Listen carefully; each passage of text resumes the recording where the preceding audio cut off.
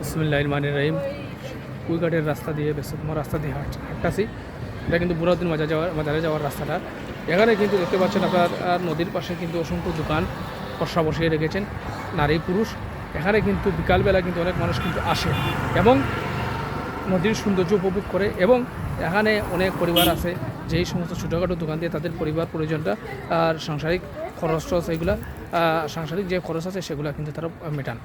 কাজেই সময় এবং সুযোগ ঘটলে আপনারা এই বুরহানুদ্দিন কুইঘাটে আসবেন এবং বুরহানুদ্দিন মাজারে ঘুরে যাবে, অলির মাজারের অলির দরবারে আসবেন।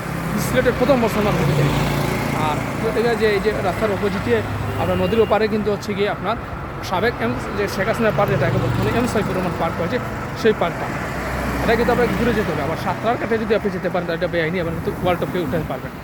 কাজেই সময় এবং সুযোগ ঘটলে আপনারা এই কুইঘাটের নদীর তীরে আসবেন এবং নদীর সৌন্দর্য উপভোগ করবেন। বাংলাদেশের জাতীয় পতাকা এখানে পতাকাটা আসলে এভাবে টানানো ঠিক না। পতাকা কিন্তু সন্ধ্যার আগে কিন্তু আগে আপনার নামিয়ে গড়ে তুলতে হবে।